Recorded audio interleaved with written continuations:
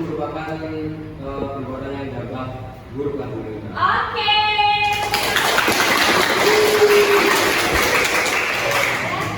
Nah, jadi kalau kemarin kita sudah belajar tentang baca dan menerjemahkan Al-Quran Islam yang tidak tentang zina, ya sekarang kita akan menafsirkan apa aja sih yang akhirnya kita temukan dari penafsiran ini. Ya, yang pertama menjelaskan pengertian pergaulan bebas dan zina. Dia menjelaskan hukum zina.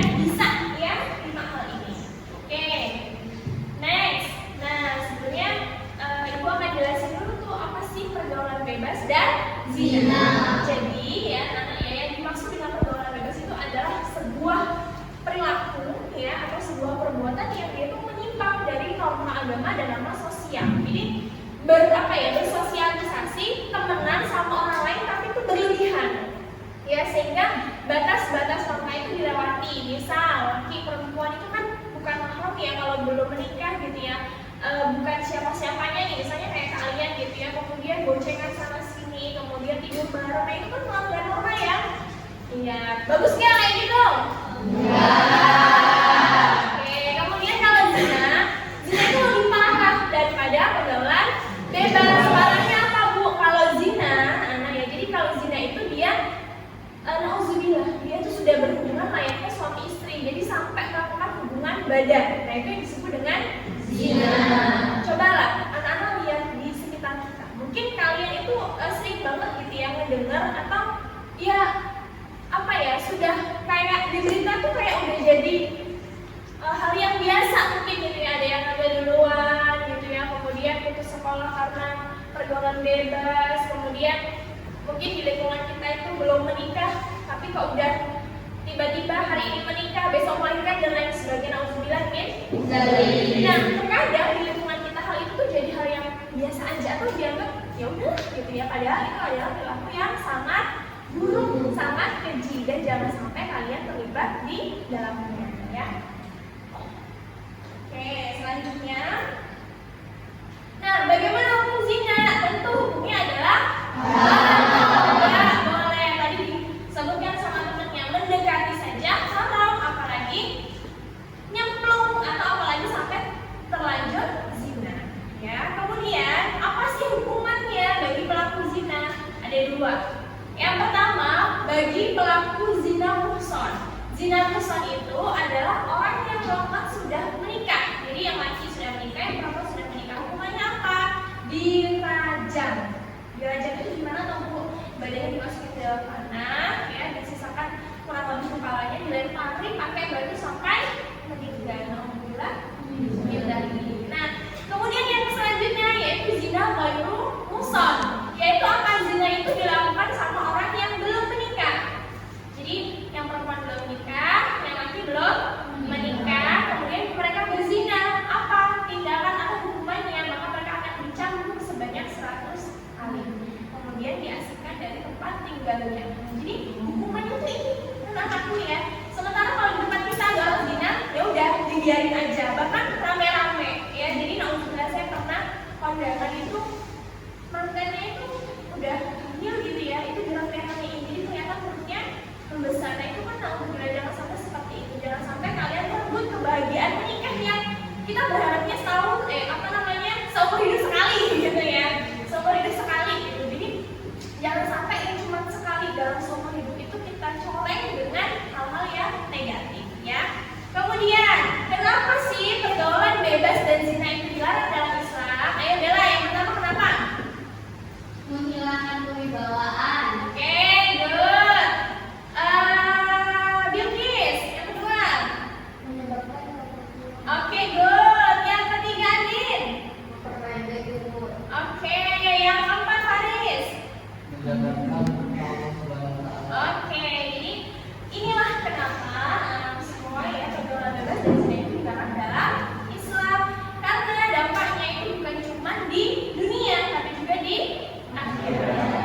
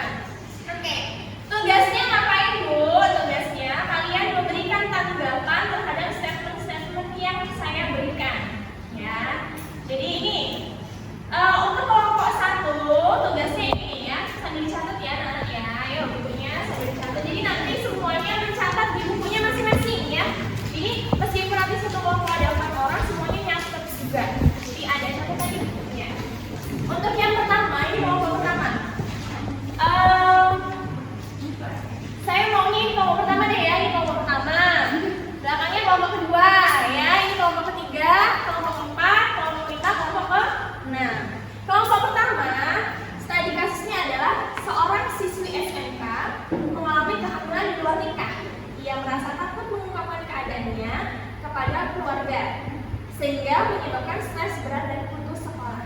Ini kasus kelompok pertama. Yang bawahnya ini kelompok kedua ya, ditulisnya. Kemudian ini yang bawahnya adalah kelompok ketiga. Oke, sudah ditulis. Selanjutnya ini kelompok keempat nih ya anak ya, kelompok keempat yang saya warna biru tuh. Nah, kelompok 5 yang warna hijau, kelompok 6 yang warna ungu. Oke, saya beri waktu 20 menit. Anak-anak silahkan berdiskusi, boleh ngadep temennya, ada temennya ke belakang ya, yang depan ada ke belakang, boleh. Kita diskusi dulu. Diskusi, berikan tanggapan ya. Jadi teman-teman menanggapi.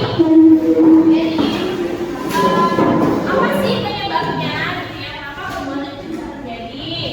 Kemudian akibatnya apa kalau misalnya melakukan hal tersebut dan solusinya? Paham? Oke, silakan dikerjakan. Saya beri waktu 20 menit.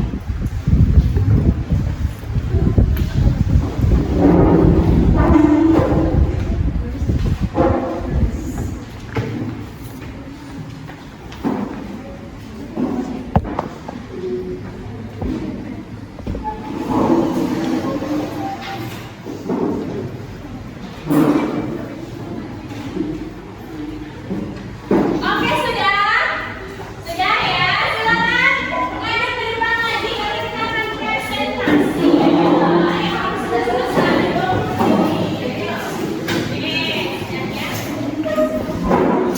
Kelompok satu sudah siap diskusi ya? Ya. Oke.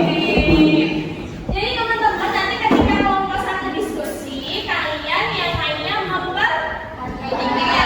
kemudian memberikan pertanyaan. Jadi kalau misalnya ada pertanyaan dan jelas nih ya sama kelompok yang di depan boleh tanya. Oke, silakan kelompok satu yang di depan.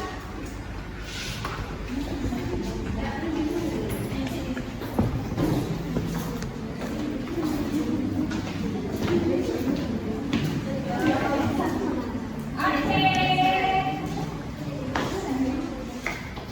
Silakan. Ya, seperti biasa. Assalamualaikum warahmatullahi wabarakatuh.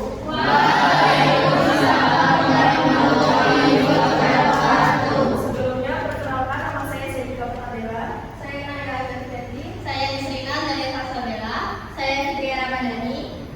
Baik, di sini kita akan menganalisis tentang studi kasus seorang siswa SMK yang hamil duluan.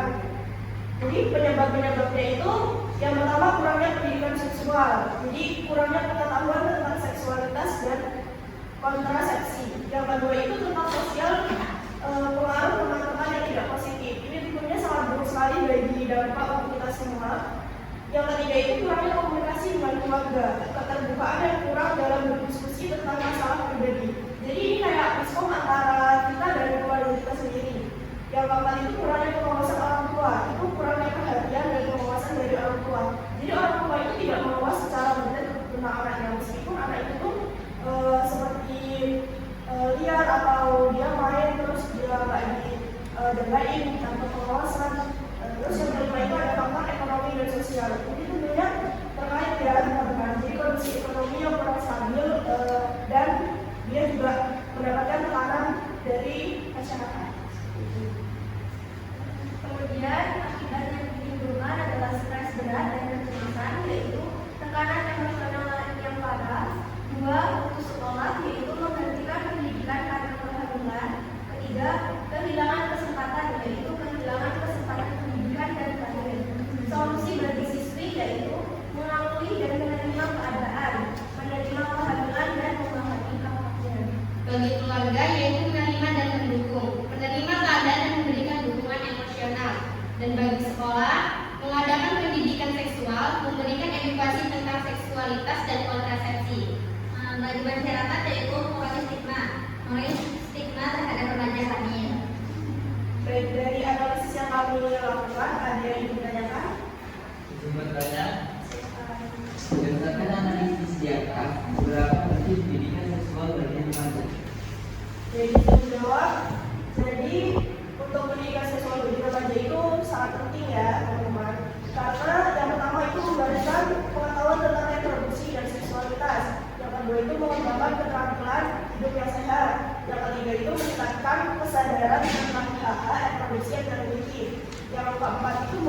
resiko perilaku seksual beresiko. Yang kelima, membantu remaja memahami batasan dan privasi. Cukup. Oke, teman yang lain ada pertanyaan? Tidak ada ya, cukup kalau itu sudah cukup. Baik, cukup presentasi dari kelompok teman-teman. Saya akhiri. Wassalamualaikum warahmatullahi wabarakatuh.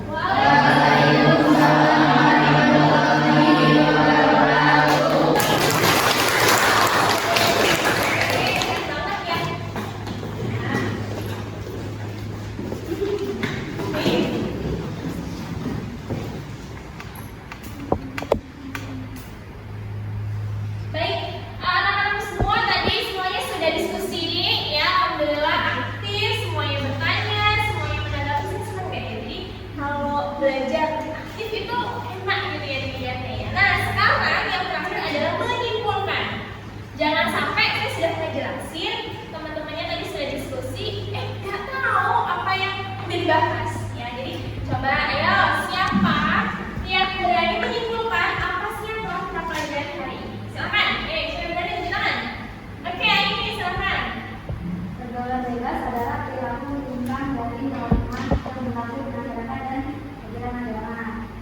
Dan zina adalah hubungan badan antara laki-laki dan perempuan yang sudah baik tanpa adanya ikatan pernikahan. Oke,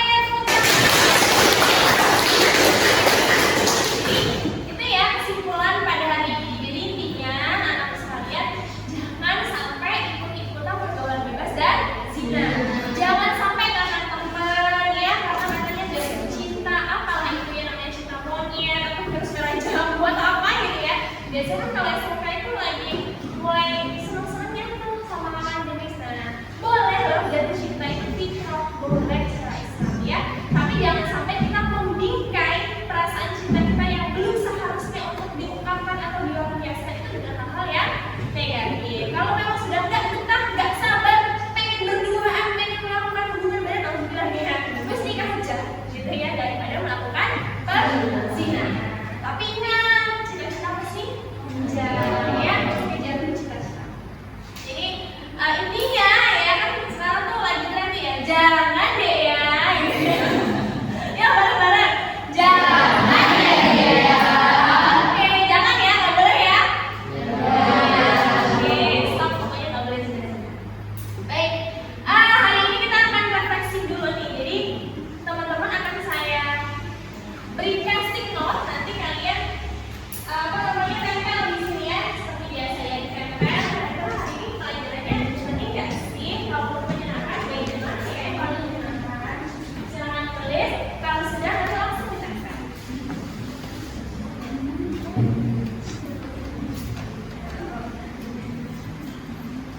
Ya ditulis. Boleh kalau misalnya emot aja, senyum, misalnya atau ya, oke.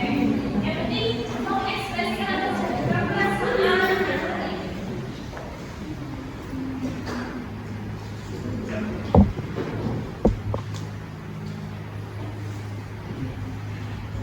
Oke, silakan yang sudah boleh maju ke depan ditempel di lembar refleksinya.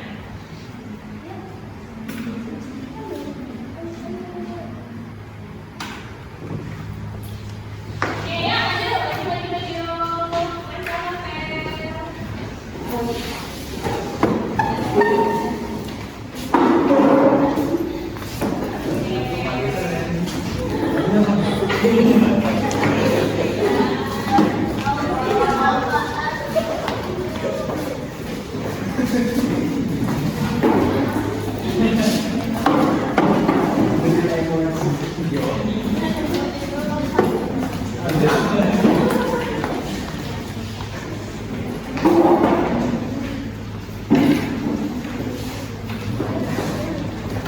Ada yang pendek, ada yang panjang. Oh, ada yang gambar. Oke, sudah semua? Sudah. Alhamdulillah, tadi sudah saya baca kayaknya pada senangnya ada yang mengikon gambarnya. Oh, kalau orang maksudnya dan kalau kita diskusinya kayaknya sih bahagia ya. Oke, baik.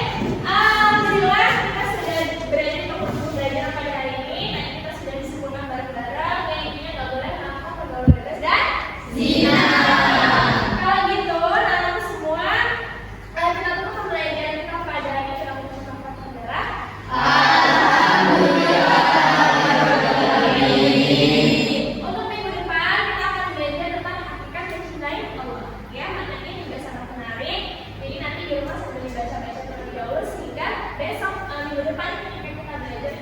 Udah deh.